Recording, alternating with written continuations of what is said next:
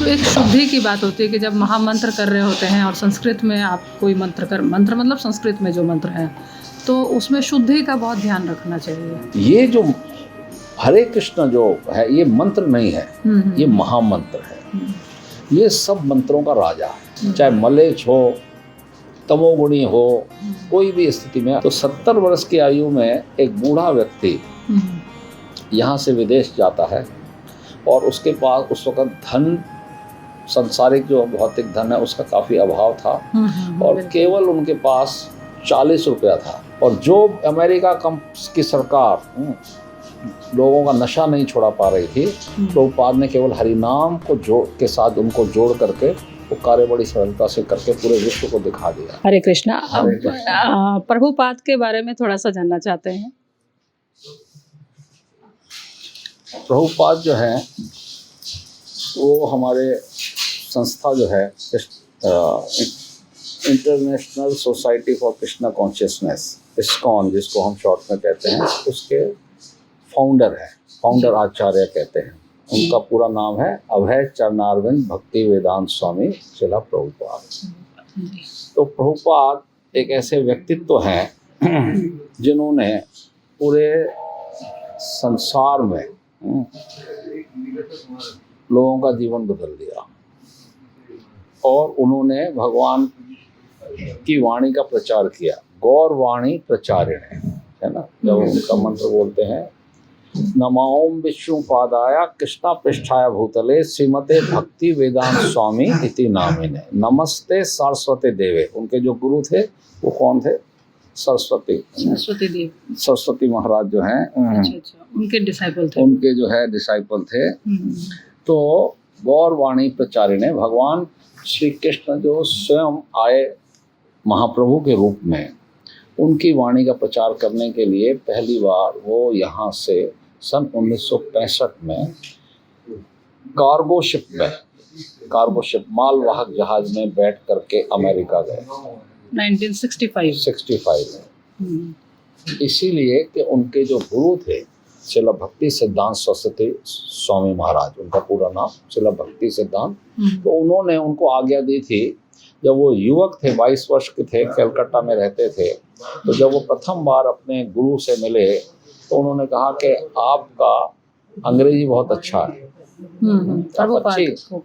अंग्रेजी बहुत अच्छी बोलते हो, तो आप जो है जाइए और जाकर के पश्चिम देशों में जाकर के जो है भगवान के नाम के बारे में प्रचार प्रसार करें। जी। तो वो जो उनको आज्ञा मिली थी 22 वर्ष की आयु में, तो वो जाकर के कब उन्होंने प्रयास पूरा किया अपना 65 वर्ष 1965 जब उनकी आयु लगभग 70 वर्ष की हो गई थी। अच्छा। तो 70 वर्ष की आयु में एक बूढ़ा व्यक्ति यहाँ से विदेश जाता है और उसके पास उस वक्त धन, संसारिक जो भौतिक धन है उसका काफी अभाव था और केवल उनके पास 40 रुपया था। 40 रुपए में अब विदेश कैसे जाएं, अमेरिका कैसे जाएं, वहाँ रहना वो सारी बात है। तो किसी प्रकार से एक कार्गो शिप की कंपनी की जो मालकिन थी सुमति मोरारजी, तो सुमति मोरारजी से उन्होंने काफ़ी याचना करके कि मेरे को अपने जहाज में बैठने का जगह दे दो थोड़ा सा, मैं अमेरिका जाना चाहता हूँ। तो किसी तरीके से वो उन्होंने कार्य किया। अमेरिका में जा करके उन्होंने वहाँ पर जो उस समय बड़ा वहाँ पर जो है असंतोष फैला हुआ था अमेरिका में। उस समय ऐसी स्थिति थी कि वहाँ पर सब लोग ज़्यादातर ड्रग्स और स्मैक और सब प्रकार का जो नशा है, इंटॉक्सिकेशन, इलिसिट सेक्स, वो प्रचुर मात्रा में चल रहा था। और तो वहाँ उस समय प्रभुपाद जा करके उनको हरिनाम करना सिखाया, हरिनाम के साथ जोड़ा, श्री कृष्ण से जोड़ा, श्री कृष्ण के साथ जोड़ा। और जो अमेरिका की सरकार लोगों का नशा नहीं छोड़ा पा रही थी, प्रभुपाद ने केवल हरिनाम के साथ उनको जोड़ करके वो कार्य बड़ी सरलता से करके पूरे विश्व को दिखा दिया, पूरे विश्व के सामने दिखा दिया कैसे भगवान का नाम जप करने से व्यक्ति के अंदर अद्भुत परिवर्तन आ जाता है। तो हरे कृष्णा जो महामंत्र है, हरे कृष्णा कृष्णा कृष्णा हरे हरे, हरे राम राम राम हरे हरे। इसका नियमित रूप से जो भी व्यक्ति जप करेगा उसके जीवन में अद्भुत परिवर्तन आ जाता है और वो भाग्यवान बन जाता है, भगवान के साथ प्रेम हो जाता है। हरे कृष्ण महामंत्र एई ते स्वभाव, जेई जपे सही उपजाए भाव। जो भी व्यक्ति किसी भी अवस्था में कैसा भी हो, चाहे मलेच्छ हो, तमोगुणी हो, कोई भी स्थिति में अगर वो हरे कृष्ण महामंत्र का जप अपनी जीवा से करता है और कानों से सुनता है तो उसके जीवन में अद्भुत परिवर्तन निश्चित रूप से आता है। महाराज जी, एक जो ये है इसमें ये कहते हैं कि मैंने जो बाकी आचार्य सब का इंटरव्यू किया, गोसाई जी का इंटरव्यू किया, तो एक शुद्धि की बात होती है कि जब महामंत्र कर रहे होते हैं और संस्कृत में आप कोई मंत्र मतलब संस्कृत में जो मंत्र है तो उसमें शुद्धि का बहुत ध्यान रखना चाहिए। हर अवस्था में आप मंत्र नहीं कर सकते हैं, लेकिन इस्कॉन में मैंने देखा है कि आप मंत्र कर सकते हैं, यही मंत्र हमेशा वो जपते हैं। आपके यहाँ शुद्धि का क्या? देखिए ऐसा होता है कि प्राय जो मंत्र होते हैं ना जी, जिसमें हम शुद्धि का ध्यान रखते हैं वो मंत्र जो है ओम से शुरू होता है। अच्छा, जैसे ओम नमो भगवते वासुदेवाय, इसी प्रकार से जितने भी हमारे वैदिक मंत्र हैं वो सब ओम से शुरू होते हैं। लेकिन ये जो हरे कृष्ण जो है ये मंत्र नहीं है, ये महामंत्र है। ये सब मंत्रों का राजा है, इसके ऊपर कोई नियम नहीं है, कोई इसमें शुद्ध अवस्था या अशुद्ध अवस्था का कोई उसमें कोई नियम नहीं है ना। तो बताया गया है ना कि जैसे कि किसी भी अवस्था में जो है ना नाम कार्य बहुधा निज सर्वशक्ति तत् अर्पिता नियमिता स्मरणे न काला एतादृशी तब कृपा भगवान ममा पे दुर्दैव में देश में हाजनी नानुरागा। तो इसमें कोई नियम लागू नहीं है, किसी भी अवस्था में सुबह नहाने से पहले भी आप कर सकते हैं। जी जी जी। अच्छा, कहा जाता है कि ठाकुर जी सारे जितने उनके एक तो होते हैं कि गुरु के डिसाइपल होते हैं, एक ठाकुर जी भी चुनते हैं लोगों को और उनको अपनी तरह से जिम्मेदारी देते हैं। तो क्या महाप्रभु जो हमारे प्रभुपाद हुए उनको ठाकुर जी ने ये जिम्मेदारी दी थी कि उनके नाम को बाहर, अपने देश से बाहर जाके उनका प्रचार प्रसार करें और वहाँ जो दिक्कतें हैं, वहाँ की जो उस समाज की जो पश्चिमी समाज है वहाँ की जो दिक्कतें हैं, बहुत ज़्यादा दिक्कत में हैं वो लोग भी, तो उनको सुधारा जाए।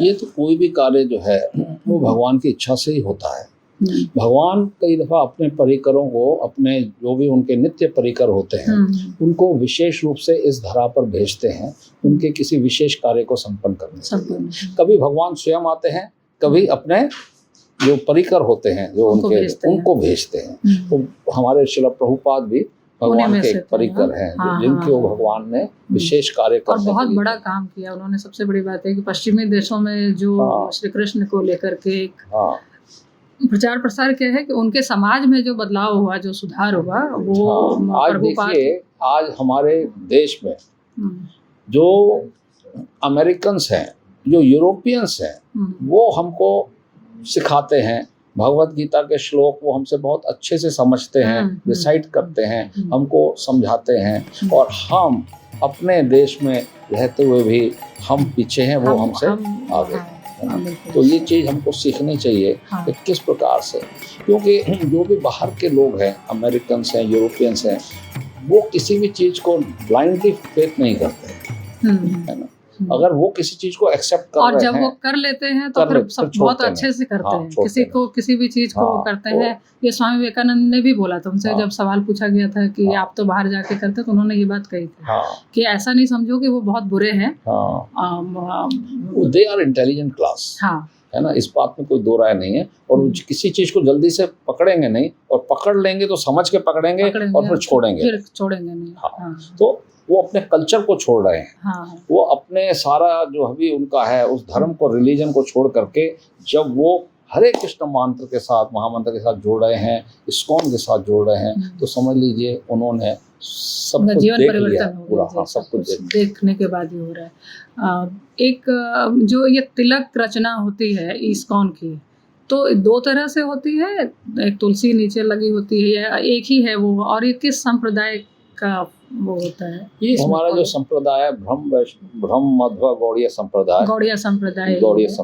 है ना, लेकिन वो उसमें रज लगाते हैं ना, वो काले रंग देखिए का। रज आप लगाइए, आप गोपी चंदन लगाइए, है ना, हाँ, तिलक मतलब ये रच, है हाँ। कि ये इसको ऊर्ध्व तिलक कहते हैं। हाँ, हाँ। तिलक इस तरीके से जो दो लाइनें ऊपर जाती हैं, तो ये भगवान विष्णु के चरण होते हैं, ऐसा स्वीकारते हैं भगवान विष्णु के सारे चरण हैं। संप्रदाय में, और हैं सारे संप्रदाय में मतलब नहीं, इस जो तिलक का हमारे मतलब जो विशेष रूप से जो हमारा गौड़ीय संप्रदाय गौड़ीय है, संप्रदाय। हाँ, तो उसमें और जो भी और संप्रदाय है उसमें भी 4 जो संप्रदाय हैं, तो उसमें ऐसा ही तिलक लगाया जाता है। हाँ, और नीचे की रचना अलग होती नीचे है। की, हाँ, तुलसी पत्र उसको माना जाता है। ये गौड़ीय संप्रदाय में होता है। तो मतलब इस्कॉन में जो है गौड़ीय संप्रदाय को हाँ, इस्कॉन जो है गौड़ीय संप्रदाय का ही एक अंग है, भाग है, एक अंग मतलब है। आगे का एक्सटेंडेड। हाँ। तो सरस्वती जी जो थे, जो भक्ति सिद्धांत सरस्वती गोस्वामी महाराज जो हैं वो गौड़िया मठ, उन्होंने 64 मठों की स्थापना की थी। अच्छा अच्छा।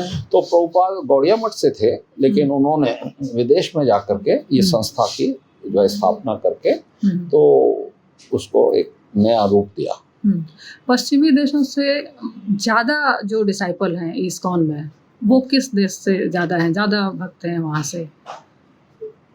देखिए, विश्व में कोई भी ऐसा देश नहीं है जहाँ इस भक्त ना हो इस्कॉन के, इस्कॉन है के, ना? हाँ, श्री लेकिन कृष्ण। विशेष रूप से हमने देखा है कि रशिया में बहुत तेजी से लोग भक्त बन रहे हैं। हाँ, रसा का वैसे भी रशिया। पहले से भारत से संबंध भी हाँ, उस तरह का रशिया जो है। रसा का। हाँ। अच्छा, वहाँ के लोग ज़्यादा हैं। उसके बाद अमेरिकन, उसके बाद तो बाकी सब है, अमेरिका सारे भी है, से। यूरोप भी है और सारी चीजें। अफ्रीका जो देश है, हाँ। और उसके जो अब तो चाइना में भी भक्ति शुरू हो गई है। हाँ, अच्छा, चाहे चीन एक ऐसा देश है जहाँ पर हाँ। धर्म के नाम पर अगर आप कुछ भी हो हवालात करते हैं हाँ। तो सीधे जेल की वहाँ पर वो है। हाँ। और ये बड़ी बात है कि इस्कॉन के माध्यम से कुछ चीन के लोग भी जो है हाँ। वो जुड़ रहे हैं भक्ति से। भक्ति में जुड़ ये रहे हैं। अच्छी बात है। चाइना एक हाँ। ऐसा देश है जहाँ आप जब हाँ। आकाश में देखेंगे, अगर उसको कोई मूविंग दिखाई दे जाता है बर्ड, तो तुरंत उसको खा लेते हैं, है ना, ऐसा देश है। तो ऐसे देश में भी जो है वहाँ पर भक्ति का प्रचार। कुछ अफ्रीकन कंट्री जो है, मैंने अभी यहाँ पर कुछ ऐसे डिसाइपल देखे इस्कॉन में जो अफ्रीकन कंट्रीज से थे, वो लोग भी शामिल हो रहे हैं। इसीलिए हमारे सोसाइटी का नाम इंटरनेशनल सोसाइटी है। इसमें सभी तरह के लोग हैं। कितने पाकिस्तान में, दुबई में बहुत भक्ति हो रही है। इस्लाम धर्म वाले भी हैं कुछ लोग। अच्छा अच्छा अच्छा। कितने डिसाइपल होंगे अभी वृंदावन वाले इस्कॉन में जो बाहर से हैं, सारे देशों को मिला करके, जो यहीं वृंदावन वास कर रहे हैं? ऐसा है कि वृंदावन तो आते जाते रहते हैं, जो वास कर रहे हैं, है ना, उसमें भी ऐसे संख्या बताना तो संभव नहीं होता है। ऐसा संख्या बताना तो कोई संभव नहीं होता है। लेकिन वृंदावन धाम में तो जो जुड़े हुए हैं मंदिर से, हमारे मंदिर से जुड़े हुए हैं, तो उनकी संख्या तो हजारों में है, लेकिन ऐसा निश्चित एक संख्या नहीं है। ठीक है, ठीक है। हरे कृष्ण। हरे कृष्ण।